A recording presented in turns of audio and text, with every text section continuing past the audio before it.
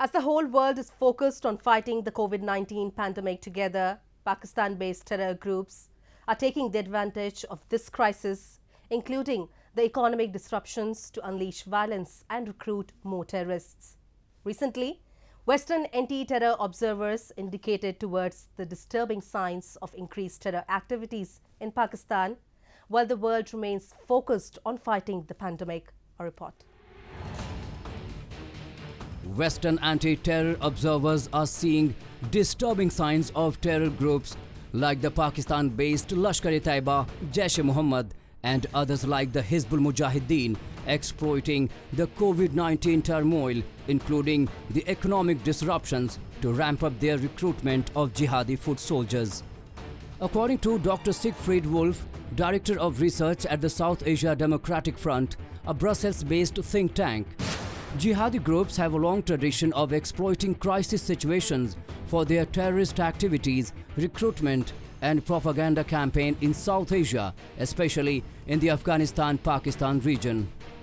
Thousands of youth lose their livelihood in the economic turmoil brought about by the coronavirus and are easy prey for terrorist organizations like the LET, Jaish-e-Mohammad and Hizbul Mujahideen.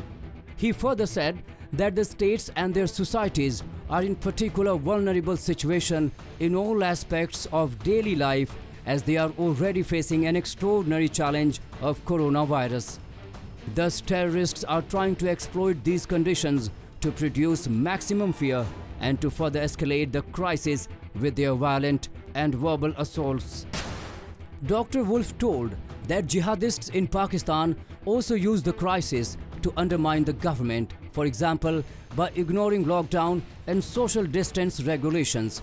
The fact that Pakistan's administration shows once again its total incompetence to handle a civilian crisis situation and brings out the most unfortunate features of the country's political culture and patterns helps the religious fanatics to step up their efforts in spreading jihadist propaganda. Pakistan is home to various Islamic jihadi outfits like Lashkar-e-Taiba, Haqqani Network, the Taliban and Jaish-e-Mohammad. Experts have warned that these terrorist groups are using infodemic to spread their nefarious agenda. Taha Siddiqui, a Pakistani journalist in exile living in France, said, "During this pandemic, there is also an infodemic. Far right-wing groups and Islamist extremists are joining the infodemic bandwagon to achieve their evil and nefarious agendas." Since the outbreak of coronavirus, people globally are feeling insecure and looking for answers or a way out, and such groups exploit these insecurities to radicalize the naive population.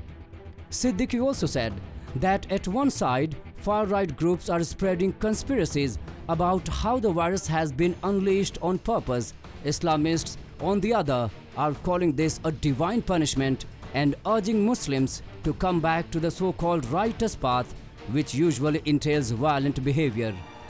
Experts suggest that security agencies and social media networks need to work together to expose and stop such groups.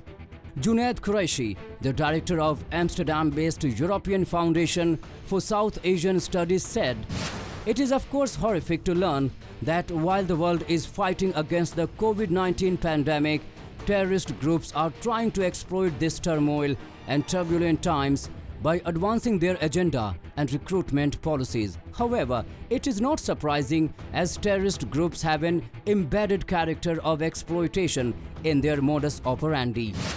They exist because they exploit religion, uneducated people, poor people, political instabilities in regions, caste, color, and in this case, a global pandemic.